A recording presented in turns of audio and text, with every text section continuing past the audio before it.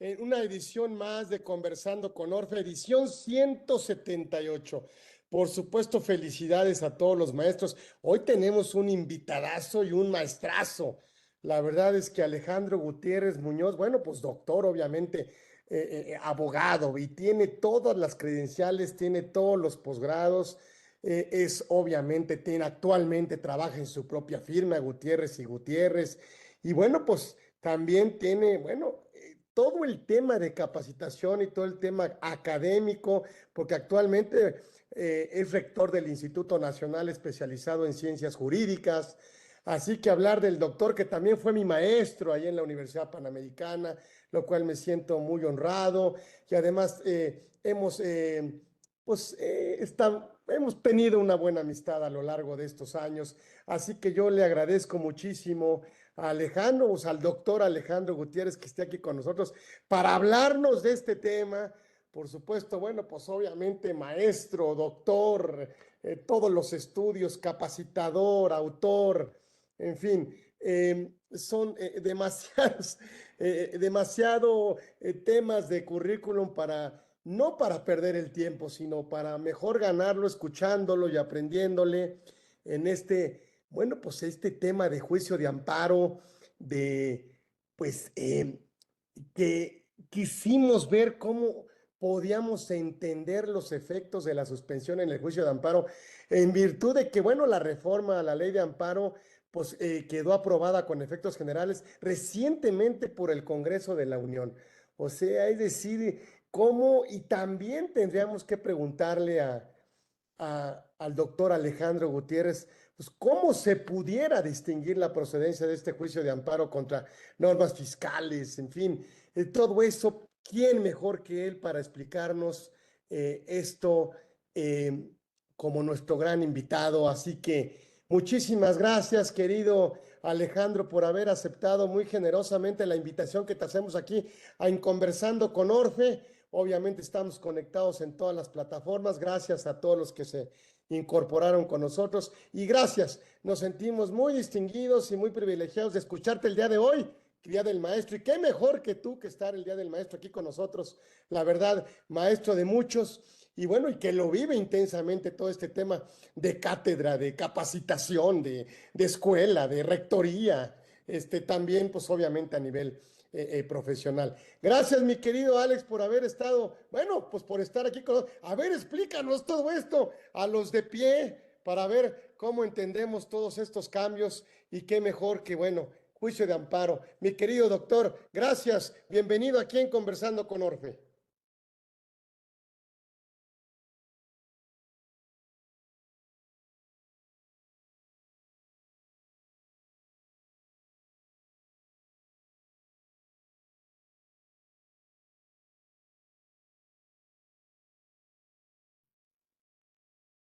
Maestro Alejandro, su micrófono, Ahora por sí, su favor. micrófono del Perdón, yo doctor. aquí estoy hable y Ahora hable. sí ya. Perdón, Bienvenido, mi reseteo. querido Alejandro Gutiérrez, aquí en esta edición 178. Qué mejor que hoy. Lo hicimos a propósito, además, el Día del Maestro, para que nos platiques este tema. Qué mejor que tú. Así que, mi querido amigo y maestro, gracias. Gracias, Alex. A ver, danos aquí el músculo. A ver, ponos en órbita. Mi querido Carlitos, antes que nada, muchas gracias por la invitación. Me honra que me inviten a este distinguido instituto tuyo que han transitado muy distinguidos especialistas y formar parte de esta lista, pues no me queda a mí más que agradecerlo y sentirme reconocido por esta grata invitación. Gracias por estar aquí y a todos los que nos escuchan. Cuando a mí me hicieron favor de invitarme a través de tu gente, mi querido Carlitos. Tú sabes que como la mayoría de los que estamos y formamos parte de estos grupos de expertos en materia fiscal, yo también soy fiscalista.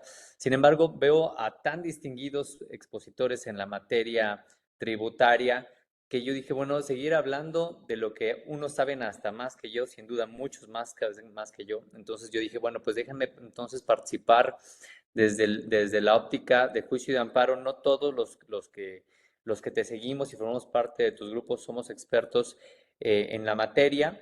del amparo, aunque muchos sí fiscalistas, pero no necesariamente todos abogados. Entonces también me quiero dirigir a los no expertos en la ciencia jurídica y en particular en amparo, para poder acercar todo lo que debemos saber, al menos elemental, y ¿por qué no encaminar un poco la plática a la materia fiscal? Entonces, siéntase con plena libertad. Cuando si hay algunas preguntas, con mucho gusto las atenderé. Y déjenme platicar un poquito. Hacías un comentario muy interesante ahorita, mi querido Carlos, de la reforma que se acaba de aprobar por el Congreso de la Unión, reformando dos artículos de la Ley de Amparo, la cual entró en vigor en el año 2013. Eh, y bueno, lo que acaban de modificar es que los efectos de la suspensión ya no puedan otorgarse con efectos generales. Es decir, existía un párrafo en la ley que permitía que el juzgador pudiese razonar cuando se otorgaba una suspensión provisional, sobre todo en los casos en los que, si bien es cierto, sabemos que hay 6 principios que regulan y rigen el juicio de amparo.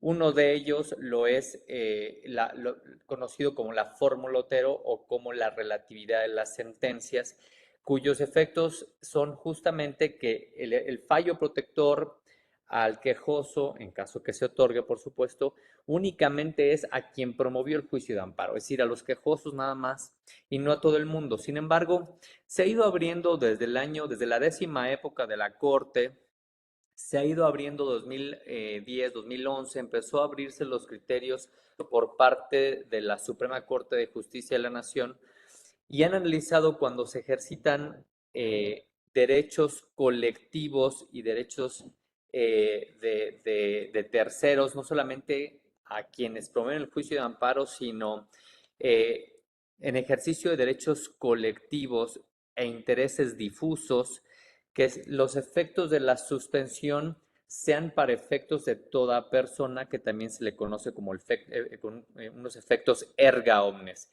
Esto significa que mientras se resuelve el juicio de amparo, el juzgador pueda razonar que se suspenda la ejecución del acto de autoridad, mejor conocido como acto reclamado técnicamente, para que no se afecte o continúe afectando con la ejecución del acto de autoridad. Vamos a poner un ejemplo, el Tren Maya.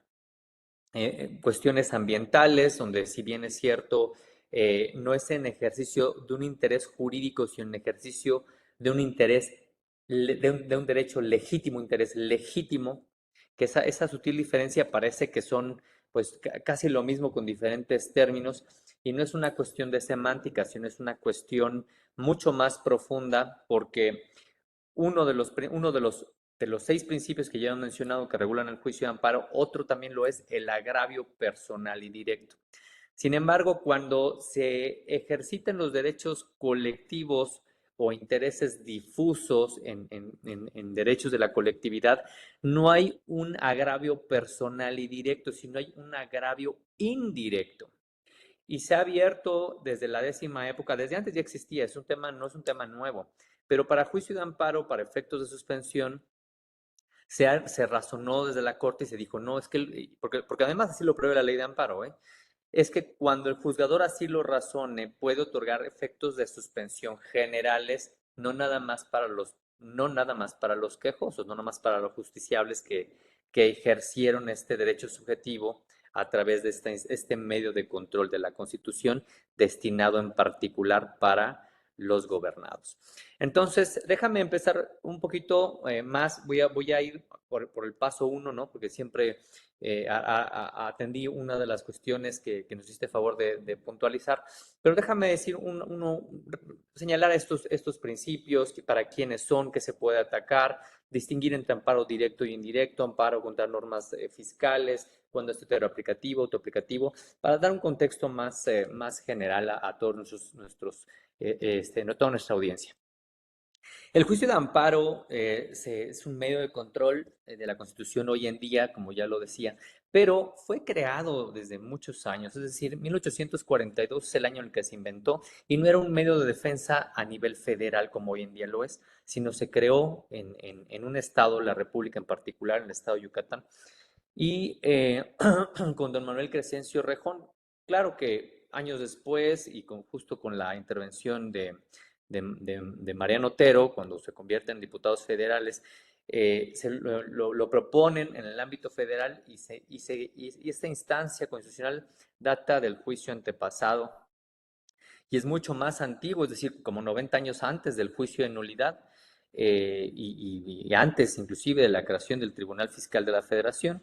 Entonces, de hecho, se crea el juicio de nulidad por toda la carga de trabajo que tenía, como la única medio de defensa que existía para que el particular se defendiera en contra de los actos de autoridad y en particular de las autoridades administrativas, era tanto que entonces crearon un Tribunal Fiscal de la Federación en 1934, empezó por la reforma, de hecho se hizo en rango constitucional años después, pero así fue como se crea. Entonces, hablar del juicio de amparo es una institución muy antigua, que en principio era para los gobernados, después se extendió porque la ley de amparo, tanto la anterior como la actual, contempla que el juicio de amparo también puede ser agotado por personas morales oficiales. Y cuido mucho el término porque no es correcto decir autoridades, porque debe hablarse correctamente de personas morales oficiales. O es decir, la Secretaría de Gobernación, sí, la Secretaría, cualquier Secretaría de Estado, cualquier fideicomiso público, cualquier ente, cualquier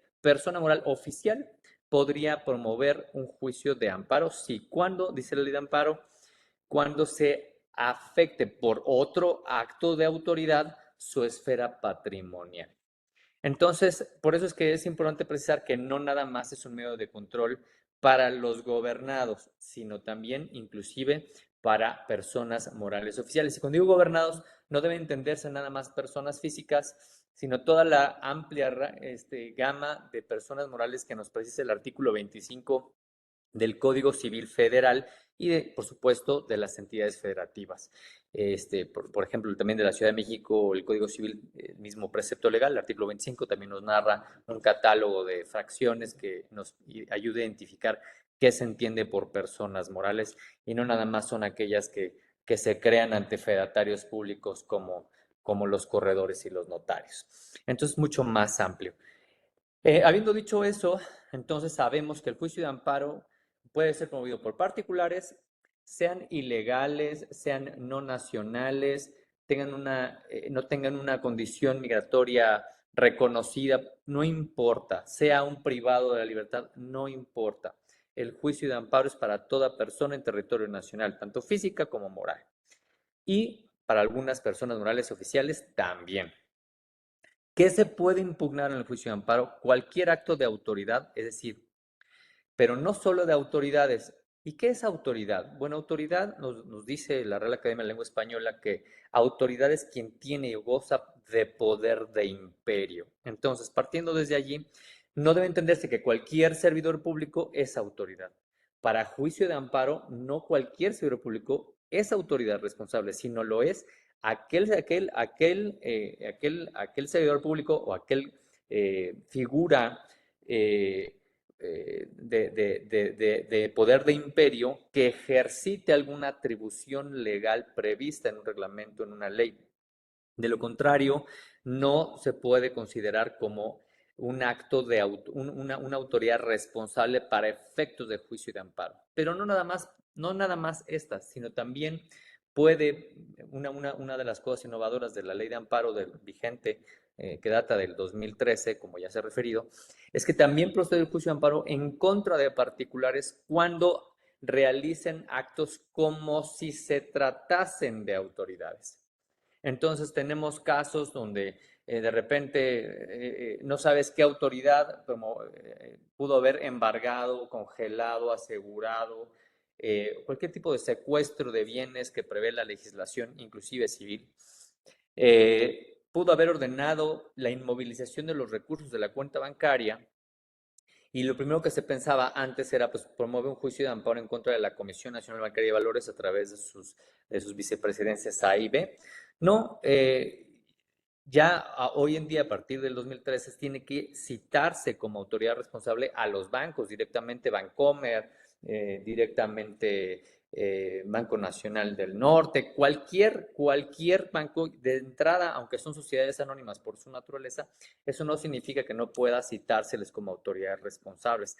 También tenemos a notarios públicos en caso de ejecución de sentencias, inscripciones, es decir, es mucho más amplio el grado de aplicación y de esfera de protección del juicio de amparo contemplado a partir de esta nueva ley de amparo vigente hoy en día, que data, ya dijimos, del 2013. Son cosas novedosas acertadas que se incorporaron, que hace que sea muy interesante el juicio de amparo y no nada más sea como antaño, solo contra actos de autoridad, ciertas autoridades y solo que seas. Porque además vino también con los cambios de acá antes, lo que se tutelaban en juicios de amparo eran garantías individuales. Tú te acordarás que los que ya pasamos de 30 años, yo 31 apenas, pero los que estudiamos derecho en la década del siglo, perdón, en la última, no es en la última, yo en mi caso fue la última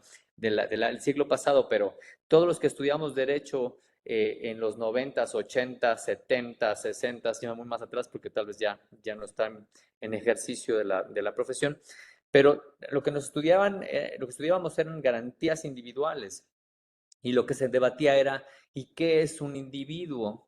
Y si el individuo es considerado también personas morales. A raíz de la reforma al artículo primero de la Constitución, entre otros, ahora lo que se debate son si los derechos humanos también les atañen a las personas no humanas como son las personas morales. Y hubo un debate muy interesante, tú te acordarás, en el 2011 que data esta reforma, este, cuántos conflictos originó esto a un grado que la Corte, hemos de recordar que la Corte dejó de sesionar y empezó durante más de 2 semanas a sesionar a puerta cerrada para definir los alcances de los derechos humanos para personas no humanas, refiriéndome a personas morales. De las que ya regulaba, de los que ya mencionaba del artículo 25 del Código Civil. Entonces, al final del día hubo, antes de que se resolviera por jurisprudencia esta definición que tuvo debate por más de 2 semanas en la Corte, hubo muchos sobreseimientos de todos los amparos promovidos por personas no humanas, por quejosos no humanos, hasta que la Corte dijo, no, también tienen derechos humanos las personas morales, y entonces empezó ya a admitirse y a ya no sobreseerse y desecharse respectivamente, dependiendo del estado procesal que guardaran los juicios de amparo, cuando fueran promovidos también por personas morales. Entonces, hemos tenido ya a la distancia, hoy en el año 2024, podemos ver esta lectura con mucha agilidad de cómo se ha ido desenvolviendo y el alcance de las protecciones y todas las adecuaciones. Los 6 principios que regulan el juicio de amparo: instancia de parte agraviada, agravio personal y directo, principio de definitividad, bueno, a lo mejor vale la pena que fuera explicando brevemente qué consiste cada uno de ellos, pero el primero y el segundo creo que por su mismo nombre se explican. Instancia de parte agraviada, tiene que promoverlo directamente quien se sienta agraviado. El segundo, que el agravio que sienta debe demostrarse que hay una afectación directa en su esfera jurídica. No basta que yo me sienta, además de mostrar en juicio que hay una afectación directa, y eso se le llama interés jurídico. Y después ya empezamos a hablar de otros derechos como interés legítimo, que ya es una afectación indirecta y que también es suficiente para acceder a la justicia que nos otorga el juicio de amparo, como también en materia contenciosa administrativa, es decir, precisar. Entonces, tenemos el principio de definitividad, que significa que no puede acudirse a juicio de amparo hasta que no se hubiesen agotado todos los medios de defensa contenidos o contemplados en la ley de la materia que regula el acto reclamado. Es decir, si el asunto es de naturaleza fiscal, que se hubiesen agotado todos los medios de defensa que contempla la legislación fiscal antes de llegar al juicio de amparo. Si el asunto es de naturaleza penal, haber agotado todos los recursos que regula la legislación penal, en este caso el Código Nacional de Procedimientos Penales. Y si es materia civil, pues según la entidad federativa o la ley que regula del fuero común o el fuero federal, todos antes de acudir al juicio de amparo. Así, dicho de manera pronta, pues queda claro que es una instancia, es una última instancia. Sin embargo, este principio de definitividad tiene muchas exclusiones y esas exclusiones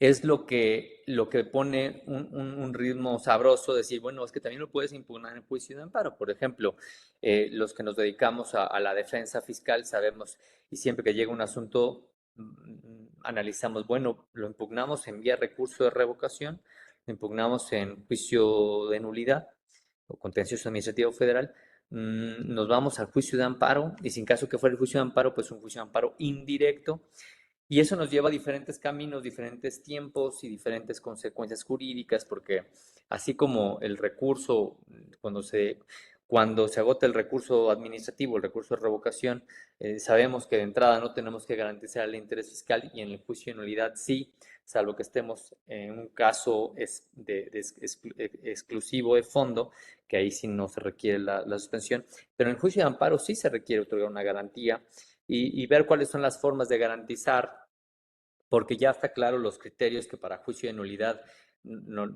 rápido nos vamos al artículo 141 del Código Fiscal de la Federación, vemos las formas de garantizar y listo, pero el juicio de amparo tiene sus reglas específicas y es a juicio del juzgador.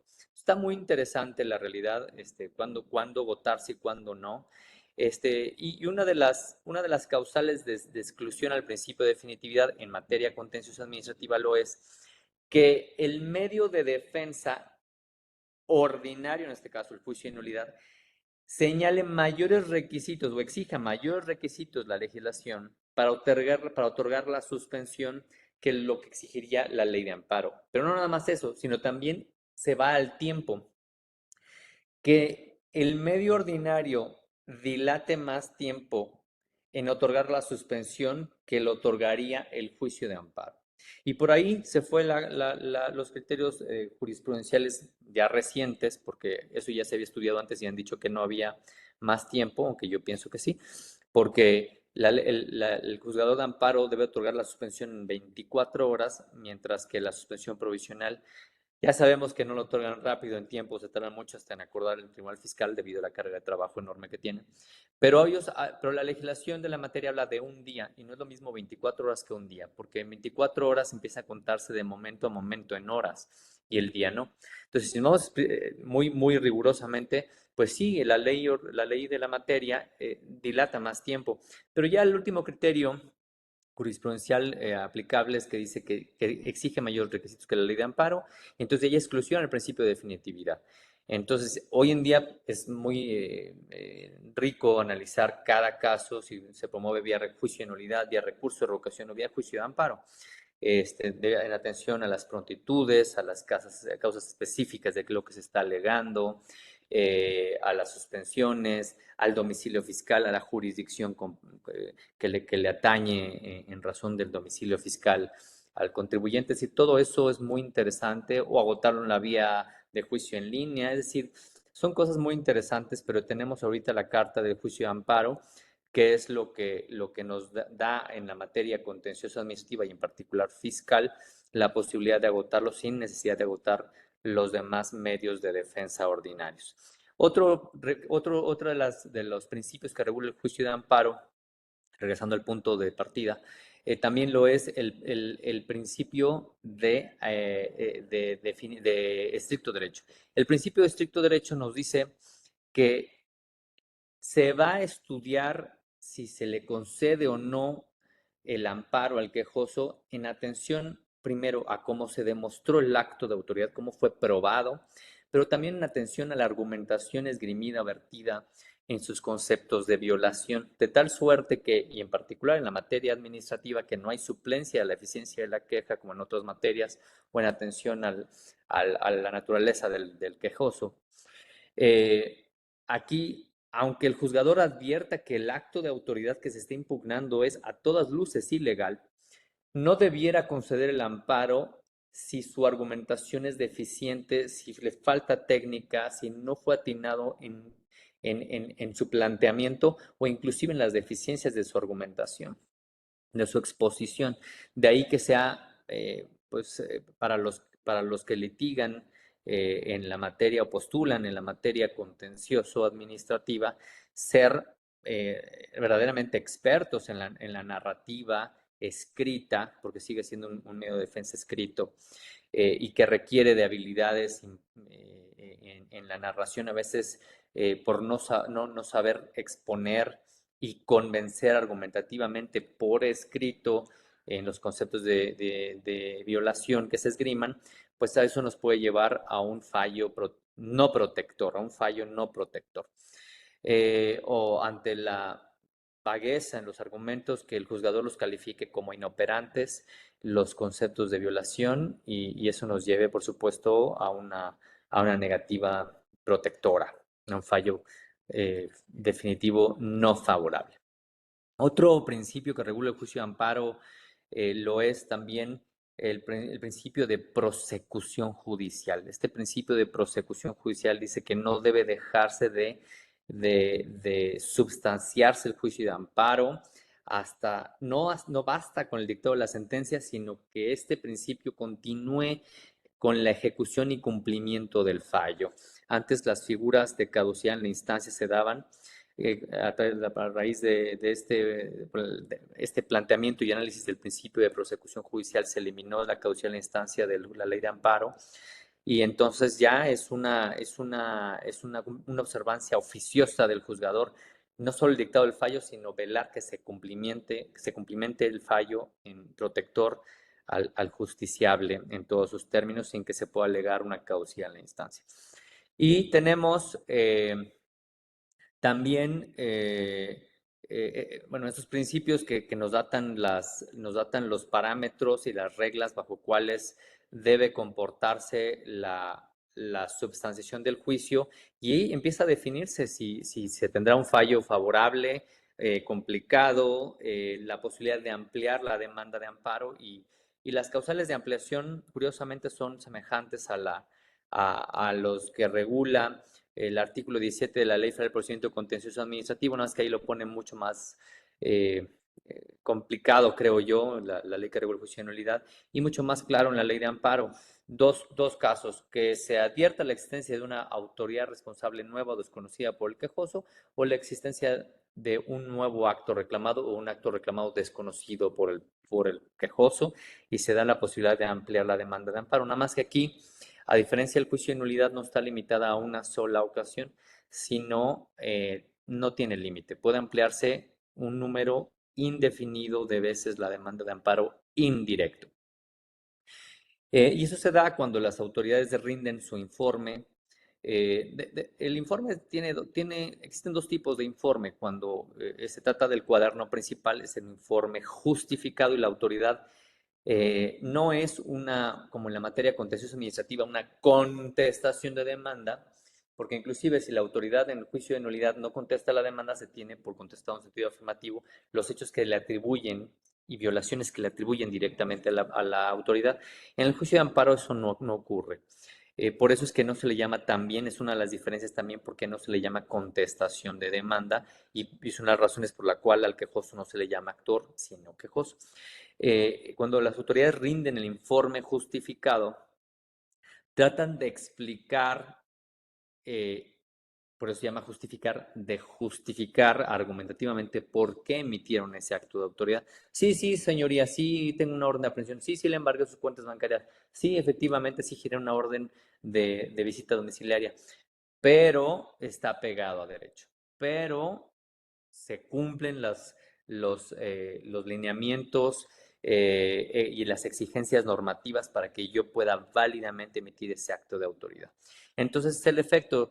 ¿Qué pasa si no rinde el informe justificado en tiempo? Pues se le vuelve a hacer un requerimiento, se le apercibe y ya dele más tiempo ya que lo rinda. Y a veces hay autoridades que no rinden nunca el informe justificado. Y eso no lleva a que no se pueda fallar, que no se pueda dictar una sentencia definitiva, tampoco tiene el efecto de que se tiene demostrado los extremos como ocurre en la vía contenciosa administrativa. Es una naturaleza diferente. Entonces, cuando la autoridad rinde su informe justificado, ya decimos, lo primero que tiene que decir ¿es cierto o no es cierto el acto reclamado que me atribuye el quejoso? Si dice que es cierto, lo normal es que diga por qué le asiste la razón a la autoridad y no le asiste la razón al quejoso. Y también presentan los expedientes que avalan la legalidad en la emisión de su acto reclamado. Y le dan vista al quejoso con esos documentos y con ese informe. Y por cada informe nace el derecho del particular quejoso, en caso que así lo sea, de ampliar su demanda de amparo. Por eso digo que no hay un límite para ampliación siempre que se actualicen estas dos vertientes, estas dos hipótesis, que la existencia de un nuevo acto reclamado desconocido por el quejoso o la intervención de una nueva autoridad responsable también desconocida por el quejoso. Entonces, con cada informe justificado podría, inclusive hasta la negativa de decir no es cierto el acto reclamado y el particular ofrecer pruebas en vía de ampliación, demostrando que sí es cierto el acto reclamado, a diferencia de lo que dice la autoridad responsable. Es decir, su naturaleza es sutilmente, pero trascendentalmente diferente al juicio de nulidad, en virtud de estas precisiones que estamos haciendo. En el juicio de nulidad sabemos que no hay audiencias, salvo en el juicio exhaustivo de fondo, que ahí sí hay una audiencia, se expone brevemente las argumentaciones, pero en los demás juicios de nulidad no hay audiencias.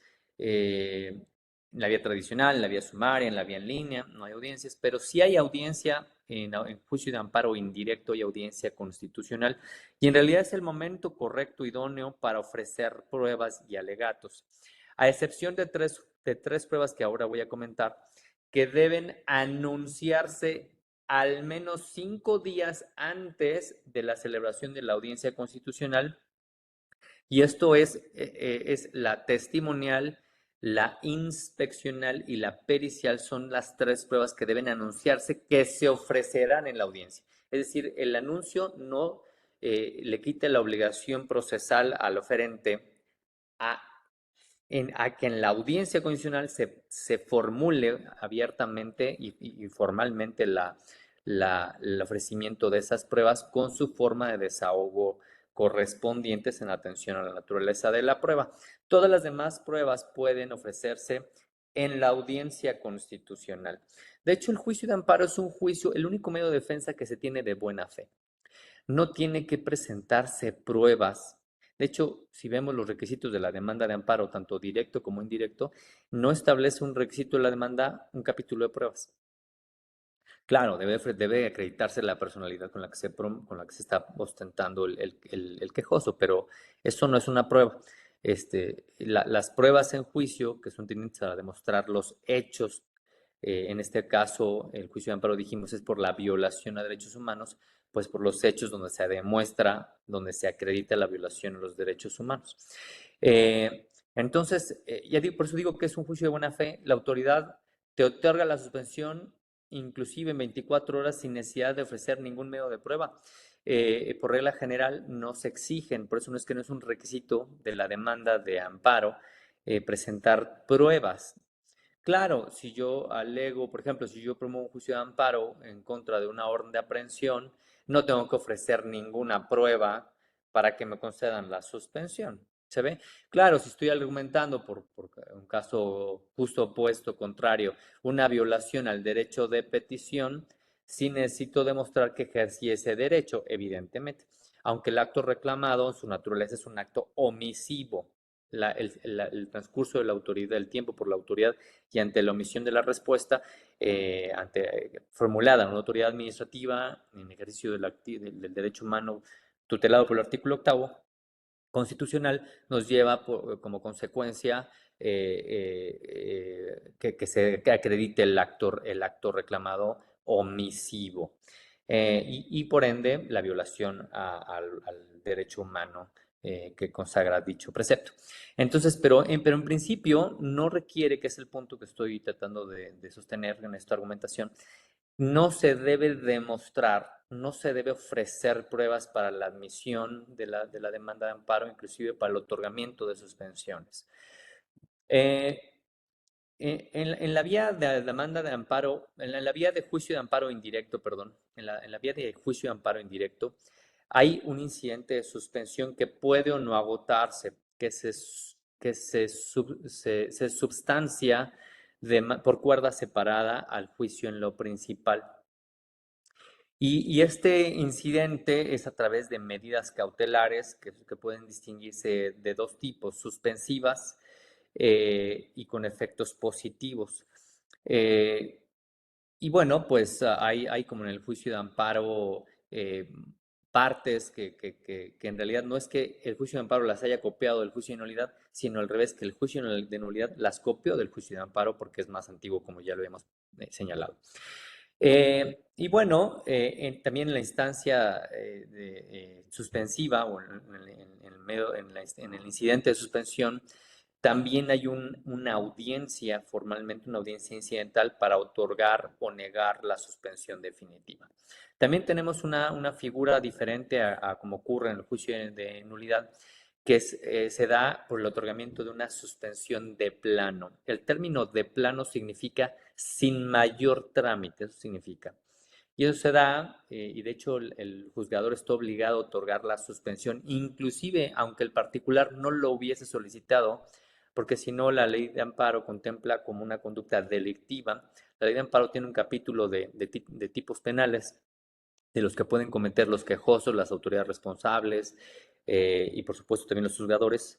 Y uno de ellos es por no otorgar la suspensión de plano, aunque no lo hubiese solicitado el quejoso, cuando él advierta que debe concederse, y la suspensión de plano se otorga cuando se está promoviendo un juicio de amparo y su ejecución ponga en peligro la vida y todos los actos prohibidos por el artículo 22 constitucional.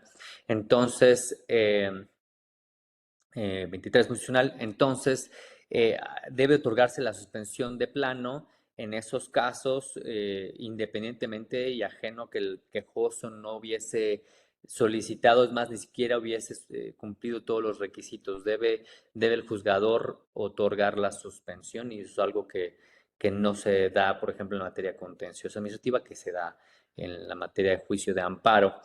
Y el fallo que dicte el juez de amparo en juicio de amparo indirecto debe notificarse personalmente al quejoso cuando estamos en la vía indirecta, salvo que la sentencia se dicte en audiencia constitucional. Es la única excepción. Cuando se admite la demanda de amparo a trámite, se señala una fecha para la celebración de la audiencia constitucional. Si el fallo se dicta en la emisión de esa fecha de audiencia constitucional, entonces la notificación de la sentencia no debe ser de manera personal, sino se publica la notificación por lista en las páginas del Consejo de la Judicatura Federal. Es la única excepción. Y las sentencias que dicte el juez de distrito son recurribles. El recurso se llama revisión, el plazo es de 10 días y lo conoce un tribunal colegiado de circuito. Ahora, todo esto que hemos dicho es mucho más apegado al juicio de amparo indirecto. Ahora me quiero referir al amparo directo.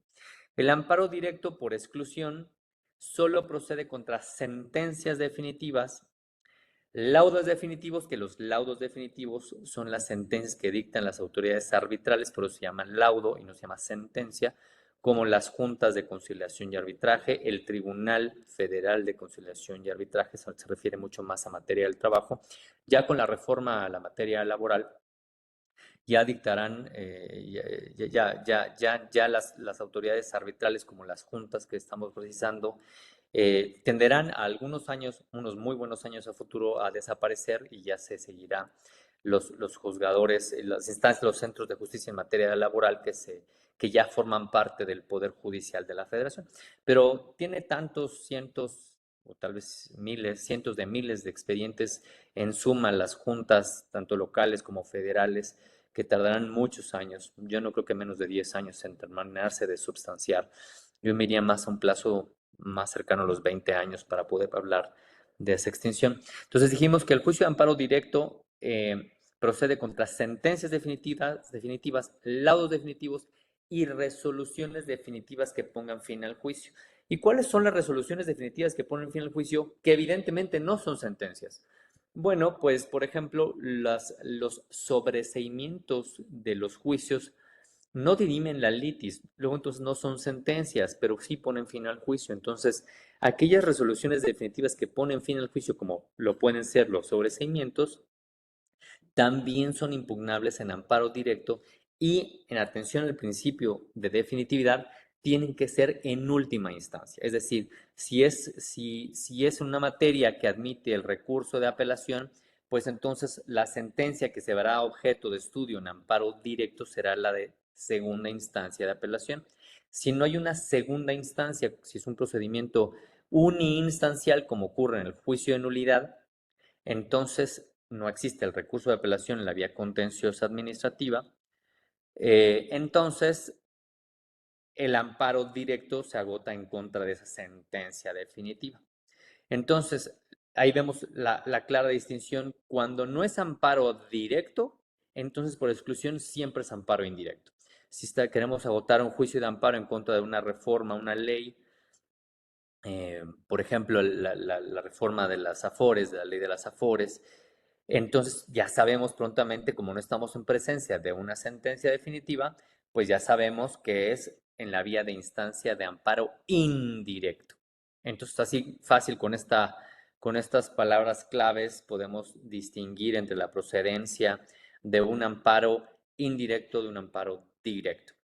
El amparo directo debe presentarse directamente ante la autoridad que emitió el fallo, ante la autoridad responsable que emitió el fallo, y ella es la que se encarga a turnarlo a la Oficialía de Partes Común de los tribunales colegiados de circuito, y ellos son eh, los que darán el turno a qué tribunal colegiado es el que le corresponde conocer de la substanciación y fallo de la demanda de amparo directo ya en esta vía. Y la suspensión de la ejecución del acto reclamado, la sentencia, esa está delimitada a la autoridad responsable. A diferencia del amparo indirecto, que es el juzgador quien otorga la suspensión, el juzgador de amparo, en la vía directa no es el tribunal colegiado quien conoce, revisa de la suspensión, sino es la autoridad responsable que emitió el fallo, quien en su caso otorga la suspensión en contra de la ejecución de la sentencia, que son el tipo de actos reclamados que se impugnan en amparo directo. Y aquí no hay audiencia, aquí se turna, el amparo directo se turna, es integrado por 3 magistrados del circuito. El presidente designa al magistrado relator oponente, que es el que se encarga de dictar el fallo, y cuando por turno, en su carga de trabajo, tengan listo un expediente, preparado el proyecto, entonces se inscribe en una lista de sesiones y se da copia del proyecto a los otros 2 magistrados que integran el colegiado, y en la sesión respectiva, normalmente los colegiados sesionan una vez a la semana, no importa el día, eso es una organización interna de cada tribunal, y los asuntos se debaten en línea, en vivo, y se resuelven, se conocen y se resuelven en la sesión, y después de dictado el fallo, pasa algunos días para que salga del engrose, que es el engrose es un término engrosar que significa hacer más grueso un expediente, pero lo que se refiere es que lo que se debatió en la sesión se precisa ya en el documento final, se recaban las firmas y luego ya se publica y se puede notificar a las partes, nada más que esta notificación no es personalmente. Y bueno, viendo lo avanzado de la hora, yo puedo seguir hablando, tengo mucho que decir de juicio de amparo, es muy apasionante, mucho que decir respecto al cumplimiento de las ejecutorias y demás, sobre todo en materia contenciosa administrativa, los incidentes y demás. Pero no quisiera también abusar, porque me imagino que se puede abrir el espacio para preguntas de la audiencia, y no sé si tú me instruirás, mi querido Carlos, si continúo o escuchamos algunos planteamientos de... Ahorita vemos a ver si hay alguna pregunta. Alex, ¿cuál es, o bueno, ya lo comentaste, pero ¿cuál sería la principal diferencia entre el amparo directo y el amparo indirecto? Sí, gracias. Pues el amparo directo procede contra sentencias definitivas y eso sugiere que ya hubo un juicio ante una autoridad jurisdiccional, no ante una autoridad administrativa, no ante una autoridad legislativa, sino una autoridad de naturaleza jurisdiccional, donde ya se ofrecieron, ya hubo audiencias, se ofrecieron pruebas, se desahogaron y ya se dictó un fallo y que además ese fallo ya se hayan agotado los recursos ordinarios. Ese es el amparo directo y por exclusión lo que no es directo, todo lo demás será indirecto. Háblame entonces, yo lo veo así, pero yo no soy el experto, pero sí creo que esta reforma al amparo sí es un retroceso. Sí, sin duda coincido con tu visión, mi querido Carlos, porque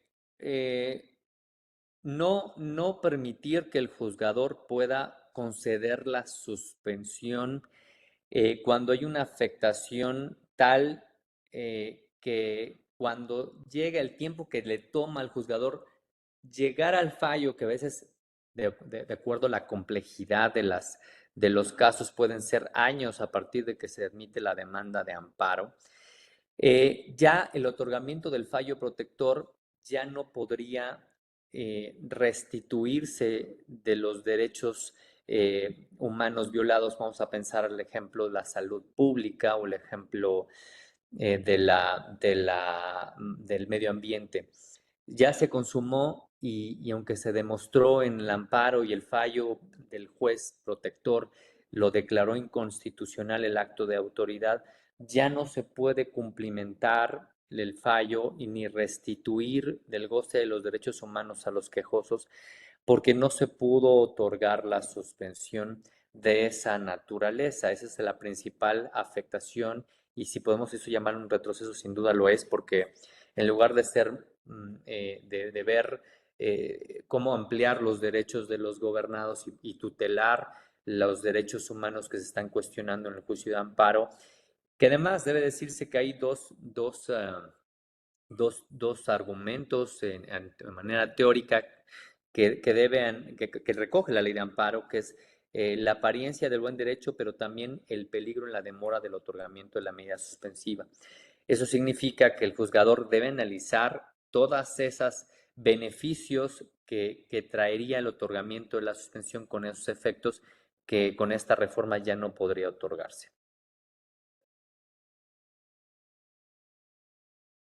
Es decir, que el que tenga dinero para interponer con sus abogados el amparo y el que no tenga dinero, pues, o sea, es decir, si ya, como dicen, más bien casualmente, si ya huele a inconstitucional, pues vamos a esperarnos a ver si pasa el filtro o no. Aquí no, aquí simplemente se lo darían directamente al quejoso, ¿verdad?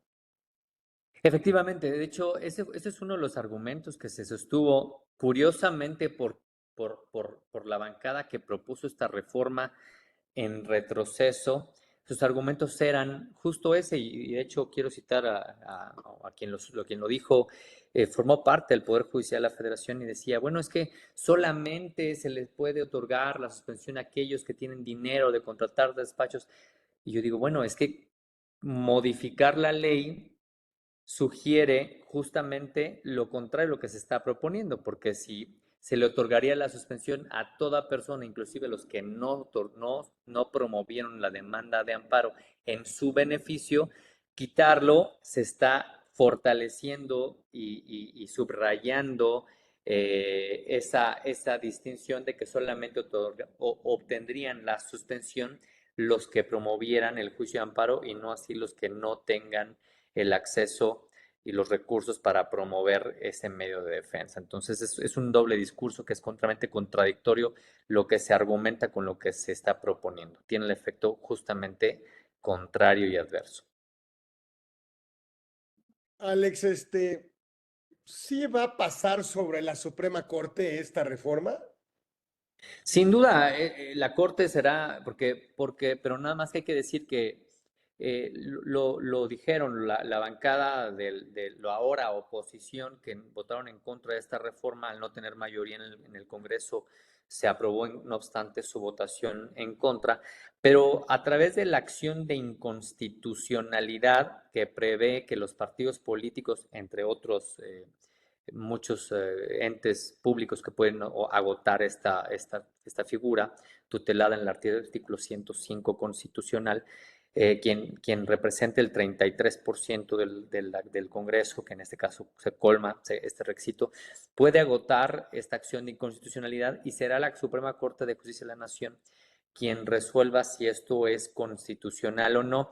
Nada más que aquí hay una cosa muy interesante, que para que se declare inválido la norma jurídica por la Corte requiere el voto de al menos de 8 ministros de los 11.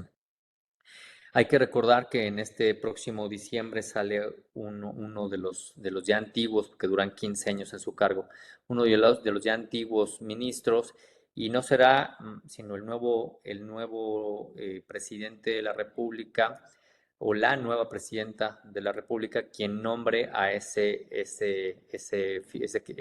ministro, este vacante que quedaría.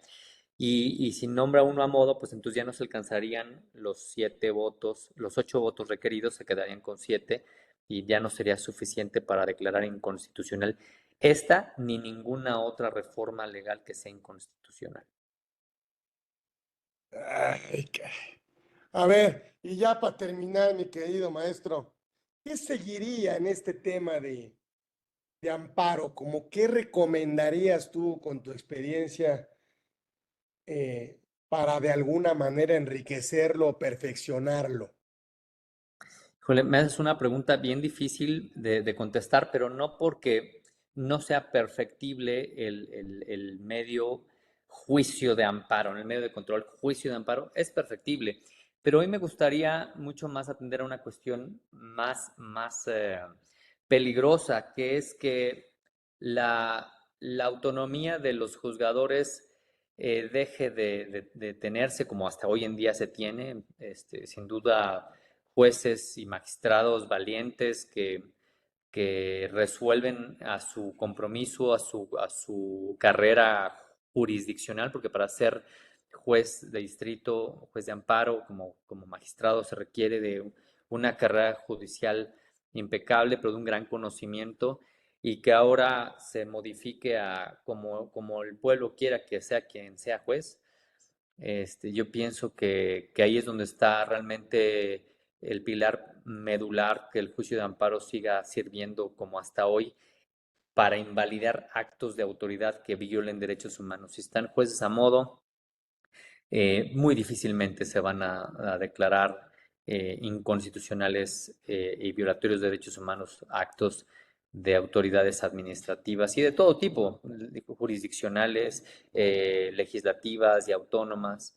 Y ahí sí realmente se pone en peligro eh, la, la, la importancia de tener y de contar con el juicio de amparo, que es el único medio que tienen los particulares para combatir los actos arbitrarios de la autoridad.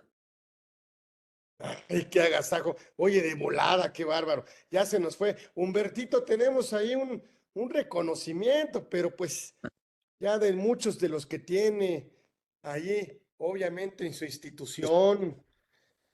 Aquí mi querido Alejandro Gutiérrez, por supuesto. Muchas gracias, mi querido Sí, Carlos. claro. Te ¿Verdad que agradezco. rector del Instituto Nacional especializado en ciencias jurídicas? Por supuesto que, y bueno, pues obviamente tiene su despacho, su propia firma jurídica, Gutiérrez Abogados, donde es director general, obviamente hasta la fecha. Alex, muchísimas gracias. Aquí le damos un pequeño reconocimiento en esta edición 178 de Conversando con Orfe, no sin antes comprometerte para que sigas aquí al pendiente de esta comunidad Orfe que tanto te agradece y tanto te reconoce, mi querido Alex. ¿Mm? Al contrario, el agradecido soy yo y el distinguido soy yo de formar parte de esta organización. Muchas gracias, mi querido Carlos. Muchísimas gracias. Entonces nos despedimos. Nos vemos próximo miércoles. El doctor Alejandro Gutiérrez estuvo aquí con nosotros en todo este tema de juicio de amparo que está, bueno, pues obviamente pues sí está caliente, pero bueno, pues también quedó aprobado y ya nos dio todo este tema. ¿Quién mejor que él para darnos todo esta síntesis, este resumen? Que el doctor Alejandro Gutiérrez. Gracias, Alex. Gracias a nosotros. Nos seguimos viendo próximo miércoles aquí en Conversando con Orfe. Gracias, Alex. Gracias. El doctor Alejandro Gutiérrez estuvo aquí con nosotros en Conversando con Orfe. Gracias.